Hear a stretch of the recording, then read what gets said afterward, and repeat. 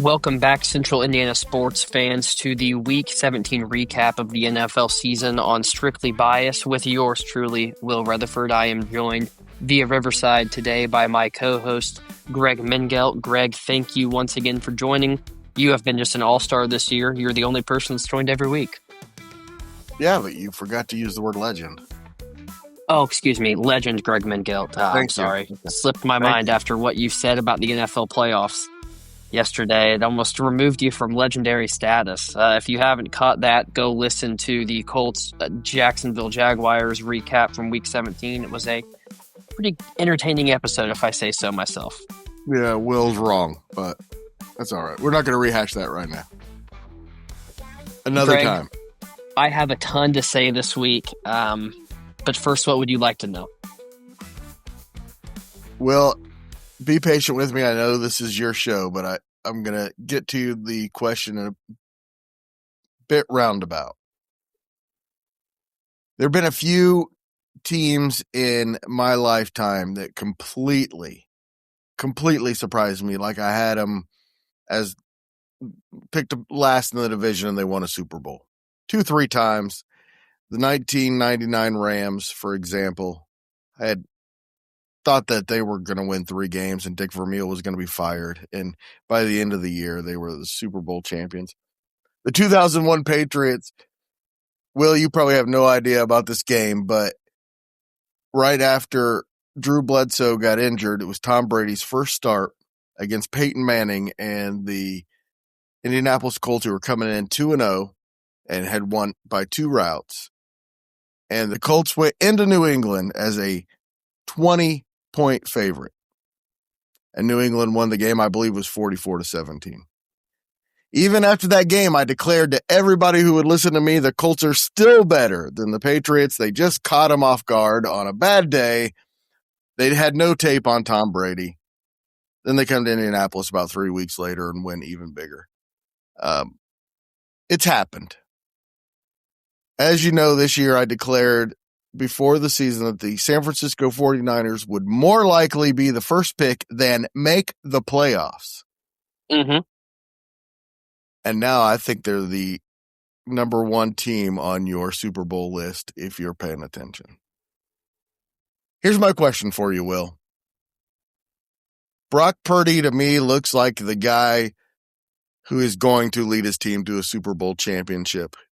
Are you buying that?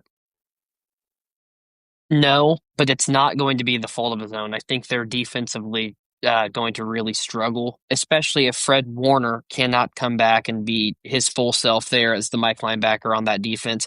I really like what Robert Saleh's done, but he's going to have to face some tough offenses in this NFC playoff race. I kind of view it as one of those teams that offensively, I think that they are lights out. They've been incredible these last 6 weeks since Brock Purdy came back, but I view it as a little unsustainable. You're going to run into a team where they play great. Defensively, they have a great game plan. Brock Purdy may throw a couple interceptions or a fumble, and all of a sudden, they're down a score in the fourth quarter and are struggling to make the comeback. I believe in what you're saying. I'm buying in. I just think that if their defense was a little healthier than it is right now, I would be singing a different tune. But I think as this defense is constructed, I don't think they can win a Super Bowl. Also, about 5 weeks ago, I was saying that they were better off using Mac Jones, and man, was I wrong. I mean, he did a great job in relief for Brock Purdy. I don't think it's bad to say that Mac Jones played well, and I think that he earned himself another starting job, whether it be this year or next year. After his 2 years in San Francisco are done, Brock Purdy's played incredible. He played lights out last night. It was one of those games where you could just tell he was on a heater. I'm not sure he threw to a covered receiver the entire game. It felt like they were just getting wide open whenever they wanted to. I thought Ricky Pearsall, finding all of them. Jake Tonjes, Jawan Jennings for that 40-yard touchdown, Christian McCaffrey. He just did an excellent job of playing point guard, distributing the ball where it needs to go. That's the best of Brock Purdy. What you saw is the best version of himself.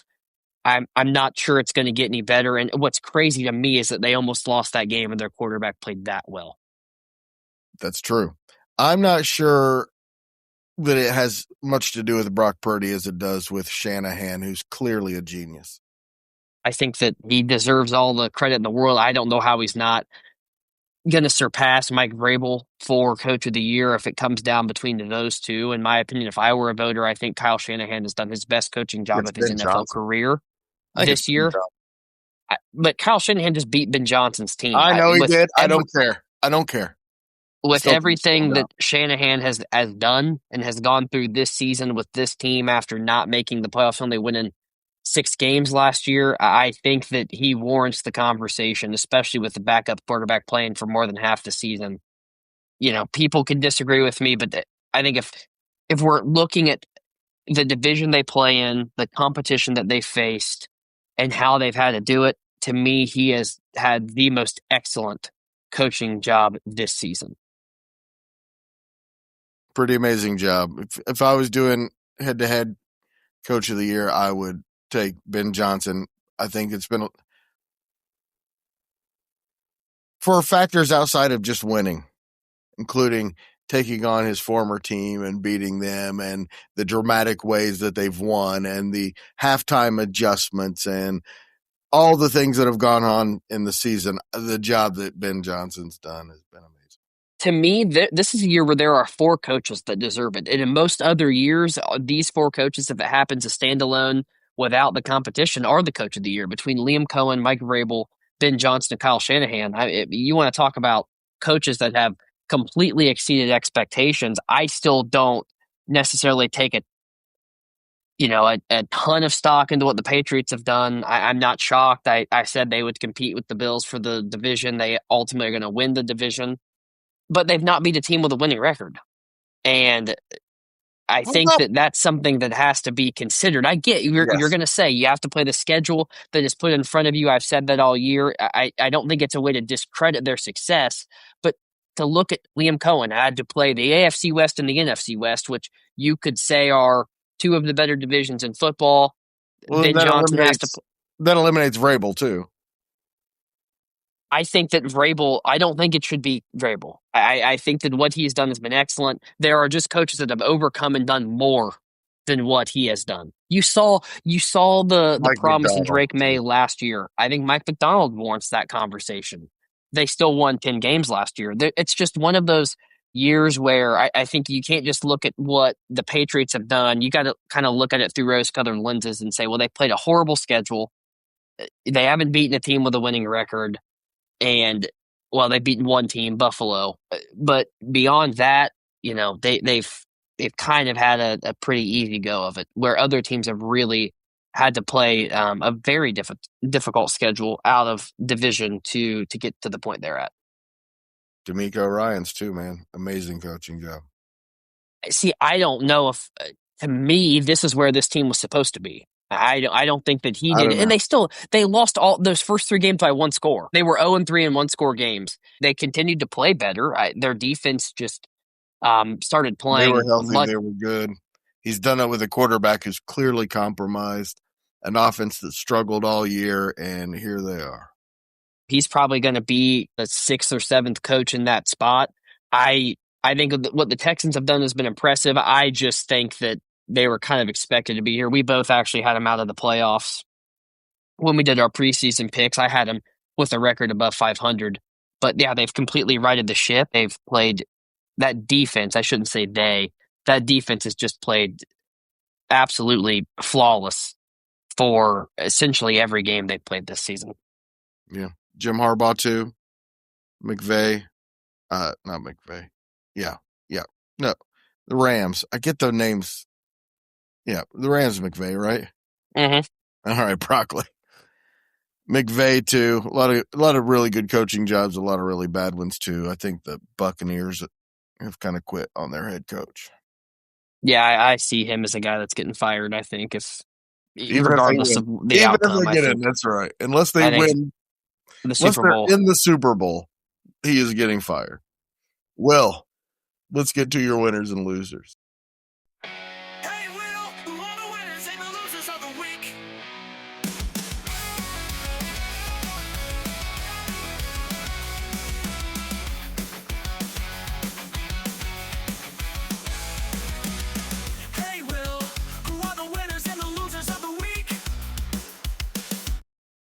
Greg, I am going to start off with the losers like I do every week. I like to get them out of the way so we can talk about the real winners of the week. Greg, I thought the Bucks were a huge loser this week because the Panthers lost and the Bucks played a Miami team that, while their record suggests that they're 7-9, which is the same record that the Bucks have.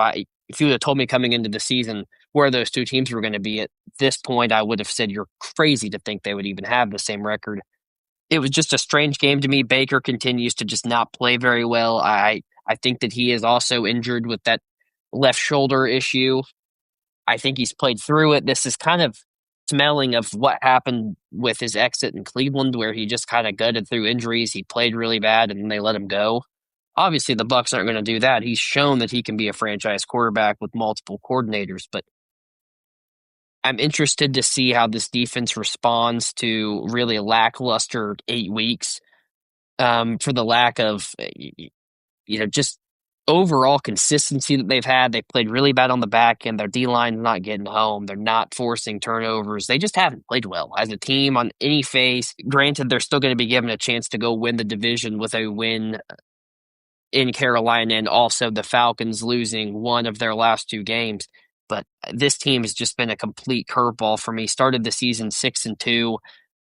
And for everything that the people have said about the Colts' downfall, I think the Bucks is almost worse. The Colts at least have the excuse that Daniel Jones got injured and broke his leg and then tore his Achilles. The Bucks play in the worst division in football, and still they're fighting for their playoff life.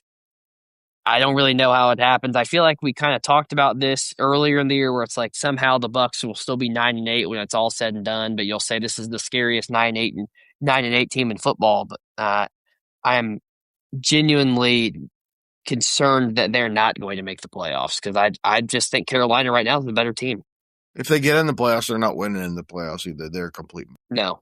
Yep.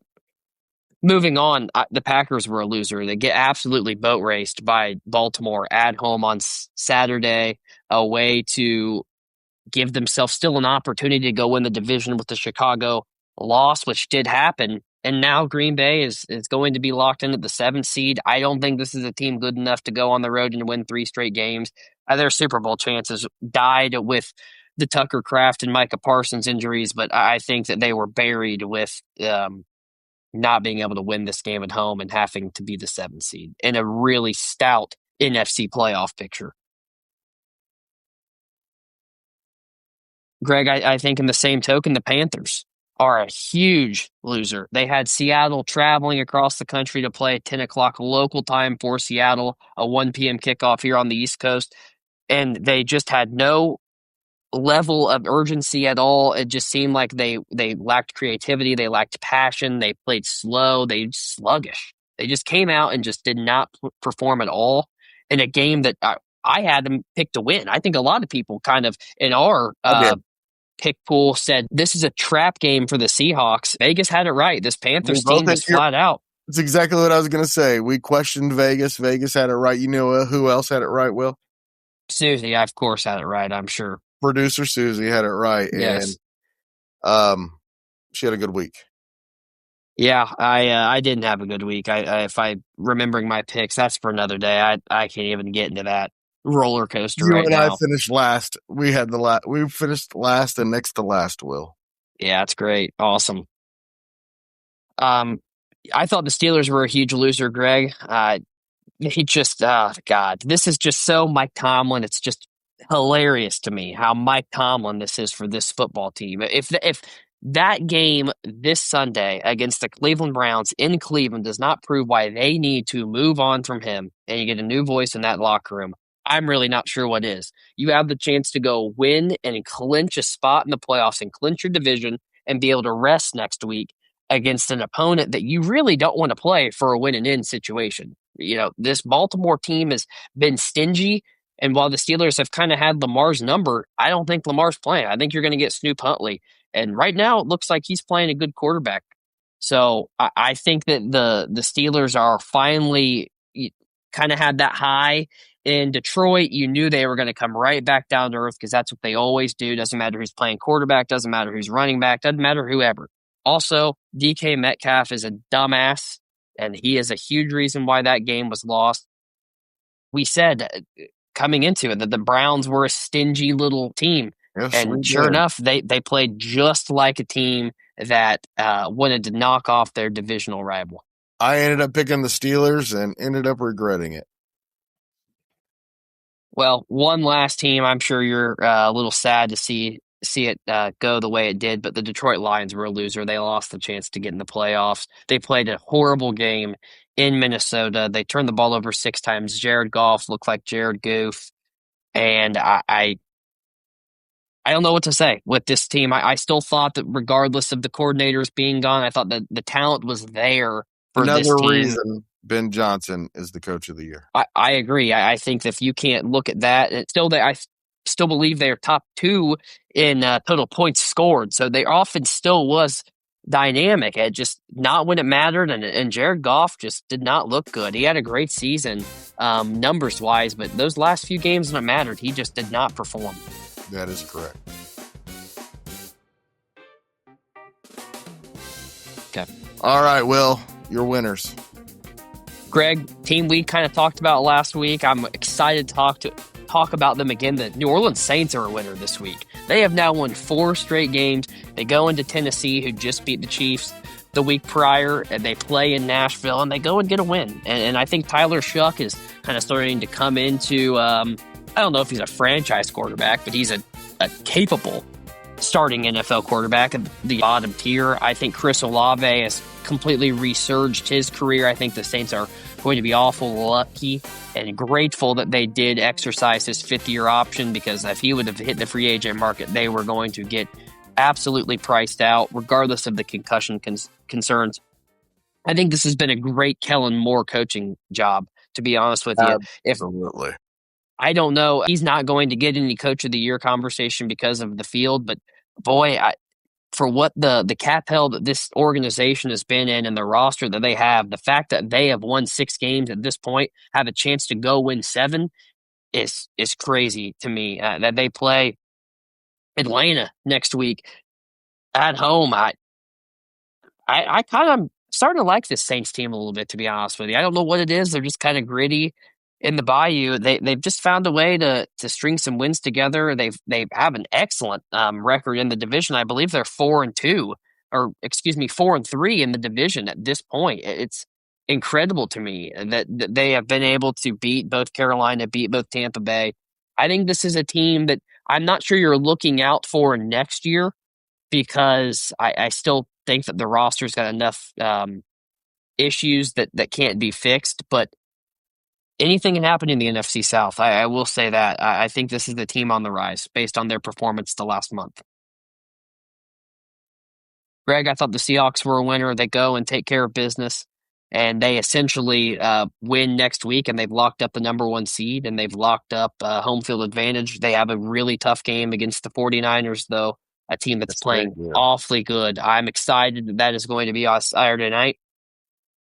I don't understand what it is about the Seahawks team outside of their defense. They have Mike McDonald has just done an excellent job with that side of the football. This offense, though, I think it's the reason they won't win a Super Bowl, because I think this defense is good enough. Sam Darnold, I still just think there's a lot of goof in him. There's just a lot of turd. He can just lay a stinker whenever, and that's going to be people. Everybody's talking about that. He's the second quarter, or not second, but he's one of like 5 quarterbacks in NFL history to have 2 13-win seasons back to back. The others being Tom Brady, Peyton Manning, Brett Favre, and Aaron Rodgers. I can tell you there is an imposter among that 5, and his name is Sam Darnold, because he is without question the worst quarterback of that 5, and it's not even remotely close. I don't think he's necessarily the reason these records are so great. He's played well, but he's also been the beneficiary of 2 top 3 defenses in the league, too, in these last 2 years. By the way, all those Bo Nix lists that you give, that's the same thing I think every time. Some of the names on that list are pretty impressive for Bo Nix. That's a conversation for Justin Herbert's another. The only one you can compare him with. Well, and Peyton Manning. I think that. No, I'm saying you cannot compare him to Peyton Manning. You can compare him to Justin Herbert, possibly. I think it's kind of one of those situations that really this shows that wins are not a quarterback stat, whether we like to think they are or not.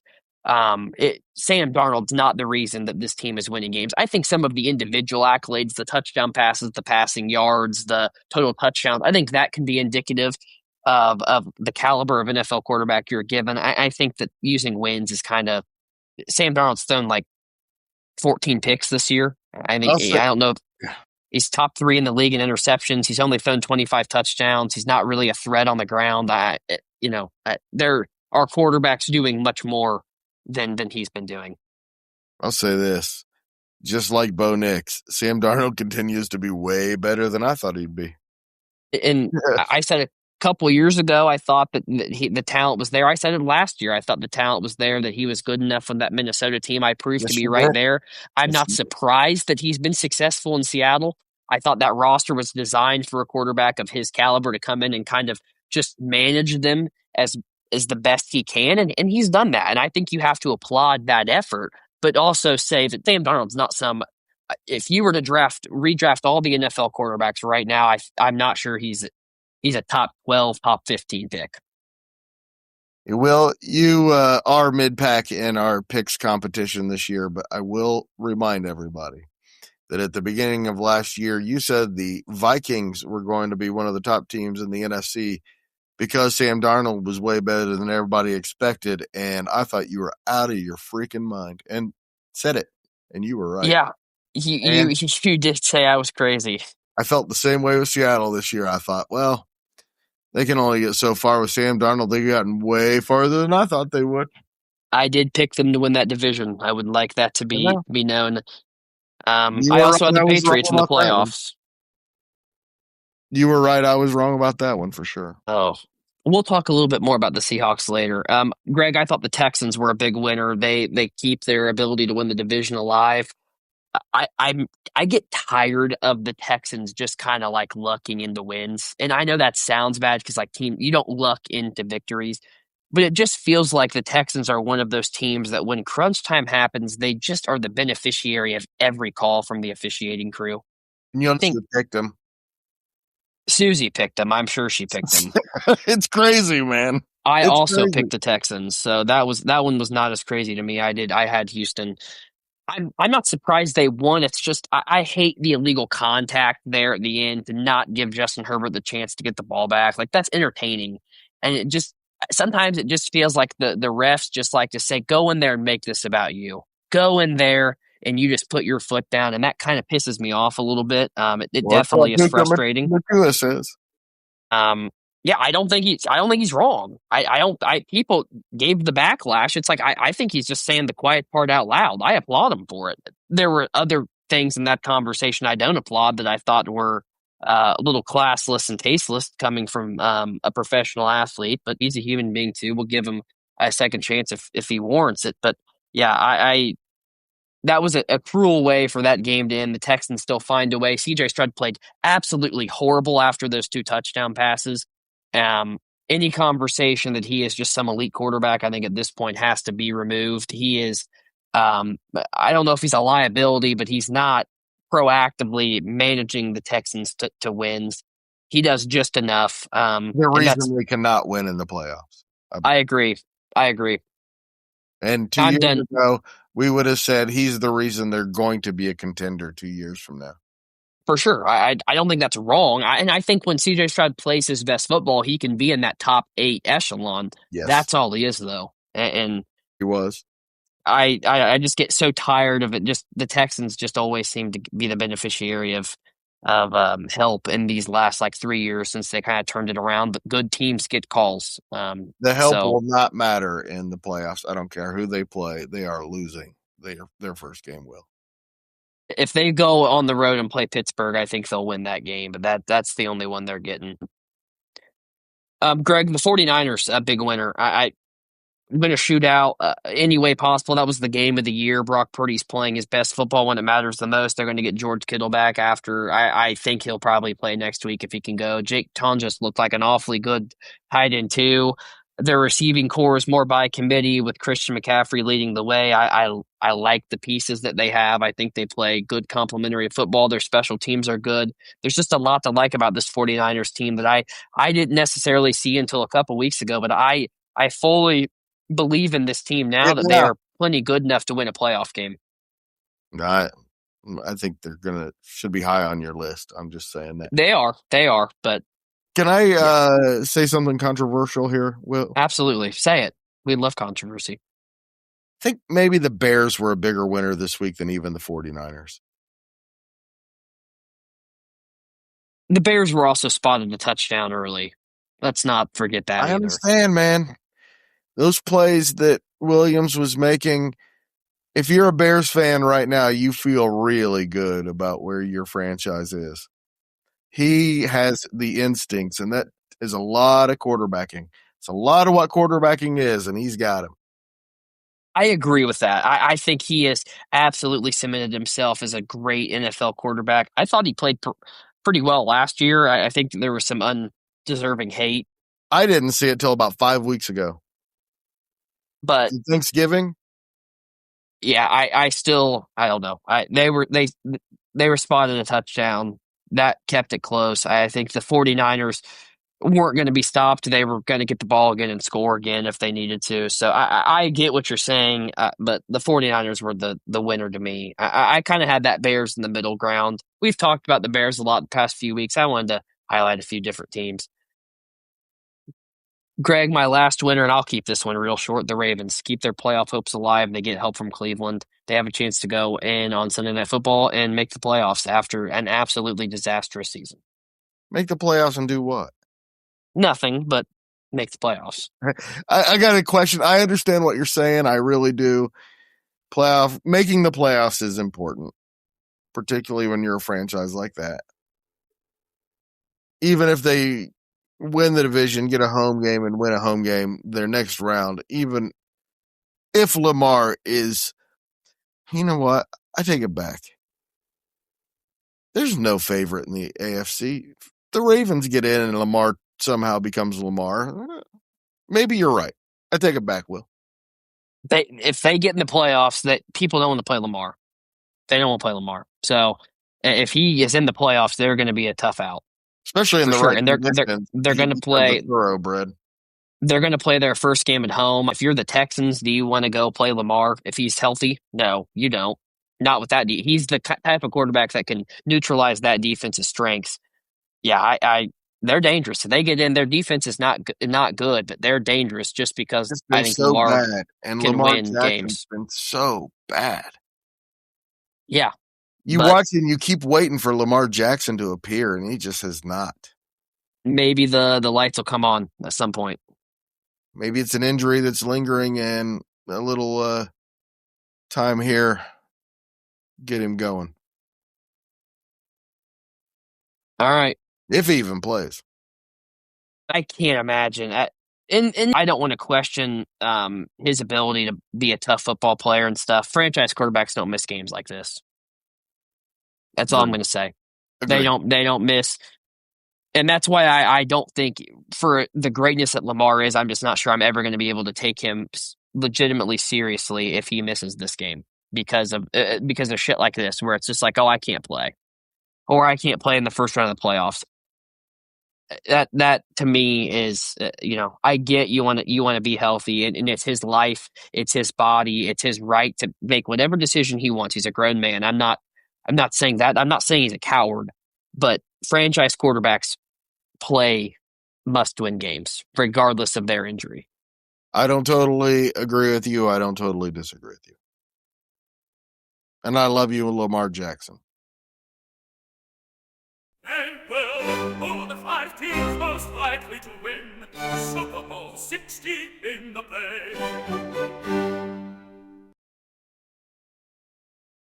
Greg, I think that you're going to like my list some. I think there's going to be a team you're not going to like, but I got a good You've already reason. said one that I know I'm not going to like. Well, one team I'm going to put on there is the Seattle Seahawks. They are my 5th team. Oh, I like it way better than you've had it at number 1. I'm not sure I would have them in the top 8 right now. They're one of those teams that in the right situation, I could see it kind of unfolding for them. They're going to be the number 1 seed. They're going to get a bye, which means they only have to win 2 games. They're not particularly great at home as compared to on the road. So I almost think that maybe playing at home could be a detriment to them. As silly as that sounds. Interesting. But if they win next week and they're the number one seed, they have. We're not talking the best. We're talking the most likely. Yep. My point is, I don't think they're going to. Well, and you could be right. You could absolutely be right. We'll see. I'm on the Niners train. What I've seen the last 3 weeks has really convinced me that Shanahan is about to win a Super Bowl. You might be the conductor of this 49ers train.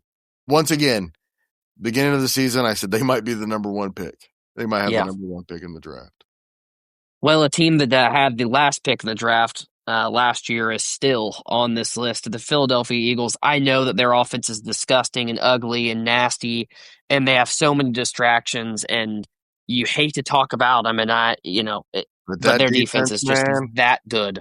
That defense, man, is that good, and they're going to play games at home. Depending on how it shakes out, they're going to be a really tough out. And I think that Jalen Hurts is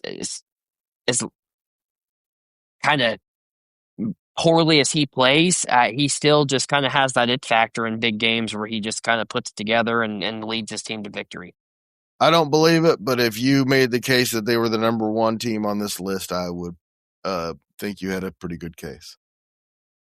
Well, the team directly ahead of them is a team we like a lot. That's the 49ers. And they've jumped a lot up this list. They were not even the first or second team out just 2 weeks ago.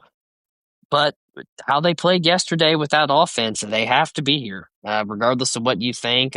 If you're saying, I don't believe in the 49ers, I think at this point you're kind of a dipshit and you're just not seeing the football. But that's neither here nor there. They do have weaknesses. They might be bad matchups for teams.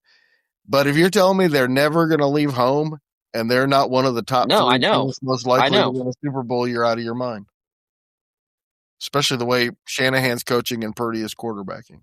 Well, we're going to talk about home field, and that's why I have this team at 2. The Denver Broncos are going to play probably the rest of the playoffs at home. They get to play at home against the Chargers. I think the Chargers are compromised enough at the tackle positions that the Broncos' pass rush is going to have a heyday. I think they're going to really struggle to move the ball down the field to Ladd McConkey, to Quentin Johnston, to Keenan Allen. I think Herbert's good. I just think he's got a tough test ahead of him with Denver. Denver's been gritty. They found a lot of ways to win. I think that Denver's offense is better than Houston's, so I think this is going to be a difficult game for the Chargers, and that will solidify the Broncos having the number one seed. Can't believe you've finally seen the light and have the Bills number one. Yeah, that's not what's happened. So I'm glad that I still have number one, Will. I'll give my reason after. The Rams to me are the number one team still. I know that they're going to have to play on the road in the playoffs a lot. I don't think with Matthew Stafford it matters a whole lot, though, to be honest with you. The way they played, they're the only team to me that doesn't have a glaring weakness in terms of their positional groups, in terms of their offense, defense, and special teams. I like their team a lot. Depending on where they have to go and play, it could be difficult because they're a dome team. But, if they get the fortunate case of playing in San Francisco or playing in Seattle, it's going to be a little different for them. That's whether they're used to playing in. They have to go to Chicago, have to go to Philadelphia. It's a different story. I also think that there's a high likelihood that they're going to play a divisional game, an opponent in the second round. And I just like McVay with the ability to game plan after already seeing in team 3 times. I think he'll be able to exploit them a lot. There's a lot I still like about this Rams team. They play on Monday Night Football, so I could be completely wrong on this. They get blown out in Atlanta. I could be looking like an asshole when this releases. I don't see that as the case, though. So here's my question. You move the Eagles in, you move the Bills out because of one pass that went wrong? No, I just think that what I've said the last... the Bills were the better team in that game. What I've said the last 3 weeks is still true. If Josh Allen does not play like Superman, they can't win. And if he gets exposed or struggles or throws a pick or fumbles or they drop a few balls or if Dalton Kincaid is injured, they're just not good enough. Their defense isn't good enough. The Eagles got uber conservative there in the second half and said, we're going to let our defense go win this game. It was 13-0 for most of the game, 5 minutes left in the fourth quarter. I get what you're saying with Josh Allen. They're also going to be the 7th seed and have to play 3 straight road games. And I don't think that's conducive and advantageous for them having Where are they scared to play? The way they've played, they should be scared to play any of them because they're not any better than any of the other teams outside of Baltimore or Pittsburgh, to be quite honest with you. That's my point. I have the Jaguars above the Bills in my power rankings. But why would Jacksonville be afraid to play the Bills? Why would Houston be afraid to? Houston already beat the hell out of the Bills on Thursday Night Football. They would. My point is, none of them are afraid to play any of them, but only one of them has Josh Allen. Well, and like we've said, I've established, you seem to still believe he'll just always play like Superman, which he can. But it's just a little different this year. I think even in years past, the New England is beaten. I don't think Detroit defensively is really that afraid to play this Broncos team. If you're able to stop James Cook and just force Josh Allen to throw the ball 45 times with this receiving core, you're in good shape, to be honest with you. I'm not saying that you take the ball out of Josh Allen's hands and have to rely on James Cook to win football games, but this Bills team just has far too many weaknesses. To me, I don't think offensively they're firing on all cylinders. I think it's a lot of unscripted Josh Allen plays. This foot injury kind of scares me a little bit if he's going to be compromised. There's just a lot going against the Buffalo Bills, and I think they're facing a really difficult uphill battle right now. All right, before we go, can I ask you a question philosophical about the Bills-Eagles game? Yes. Because I'm a go-for-it guy. I instinctively, without even really knowing the situation, just think, go for it. It's always the best situation to go for it. Mm-hmm. I understand that the Bills, a tie did nothing for them. So going to overtime is a bit of a gamble. But the Eagles had no chance of scoring on the Bills. None. Go to overtime. Instinctively, I said go for it too. And I still think we've talked a few times. I think you always play to win. I don't think you ever play not to lose. And so when you have the opportunity to go win the game, you go and do it. I also understand what the stakes are.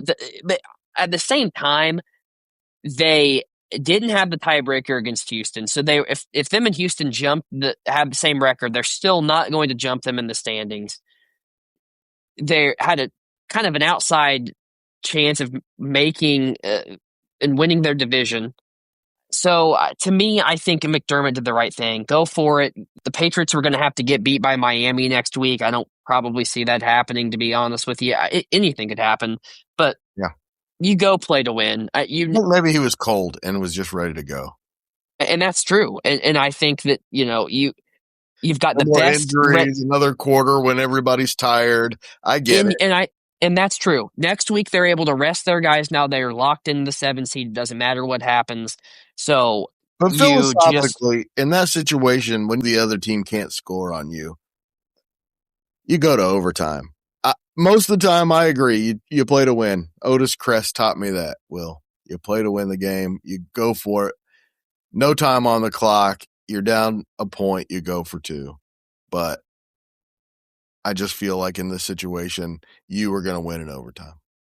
Well, and you may be right. I think with Allen's foot injury, with the weather, to me, I think if you're the Bills and you can go to 2, I don't know why you don't just run quarterback power every play and bring in a defensive lineman to be the lead blocker for Josh Allen. I don't know. I would just never put the ball in the air with a quarterback of his running. Just let him go. That's what I would do. And the play was there, Allen. No way he's not scoring. Pulled it left a little bit. I think your chances are even higher with going for 2 with just putting the ball in Allen's hands every play and saying go run quarterback power than you ever do of a pass play. Everybody says there's 3 outcomes in the pass play, 2 of them are bad. I like playing to win. I thought the play call was a little cute. By the way, McVay and McDermott, I know which one is which, but I can never recall which name is which. when I'm doing Well, a podcast. one of them is an awesome coach, and one of them is not an awesome coach. One of them is a 8.5. One of them is a 5.5. I thought McVay might be an all-time great. Still has a chance. Yeah, he does. He does. You know who's on his way? Might be Ben Johnson. They might be on their way to something great there. They could be. That division's always going to be tough, though. I think it's going to be really difficult to run that division every year. He might be that good. You know, they did. Let's also not forget they did get the benefit of playing a 4 schedule this year. Oh, I know. Next year they're going to play a 1 schedule. The last few weeks they've gone toe to toe with the best teams in the NFC, and that's very true. More than admirable. I agree. But that 1 schedule is taunting. All right, well, let's get together on Friday and pick the final games, the final week of the season, and to complete our picks competition, which it looks like producer Susie is going to win, but Elijah Poe has 47 points this week and has the Rams, so he's going to end up with 50 points, and he's within 15 points of Susie, so it's not over yet. And then we'll do the playoffs. Yeah, I have nothing good to say about that picks competition. Well, good. We get to reset in the playoffs. Great. And you're in 4th. It's not like you've done horribly. You were in 1st longer than anybody else. I'm just tired of the bullshit team. So I'm not picking the 8 team ever. And she wins just not. Every time, and she acts like she knew it was happening the whole time when they were down 35 points in the 4th quarter and came back to win. I'm really proud of her for doing well and taking it seriously and knowing her stuff. But the look she gives me when a team comes back after a horrible onside kick and then just makes her look like an asshole. And she looks at me like, I told you. To be fair to her, I did say to her the Bears had no chance. And when the Texans were down against the Jaguars, I was saying that I got points against her, and then the Texans came back and won, and she gets lucky every single time. But I love her. Yep. I love her like crazy. One of the things I love most about her is that she likes sports. So it's a great one. That's good. Yep. Also, we like sports at the Indiana Sports Report. We do. Also, we're going to talk about them. We might once or twice. We're going to try to avoid talking about the Pacers, though, just so everybody knows. No, we're not. We're talking about the Pacers all the time, Will. Today we had our 2025 year in review, and it was amazing. We declared 2025 the greatest calendar year in the history of the Pacers, in spite of that calendar year, including Tyrese Halliburton being injured. And next week, we're going to talk about what we want to see happen in 2026 with the Pacers. So we hope you'll join us. Yes, I will. Thank you. Thanks, Will. Fun as always. Yep.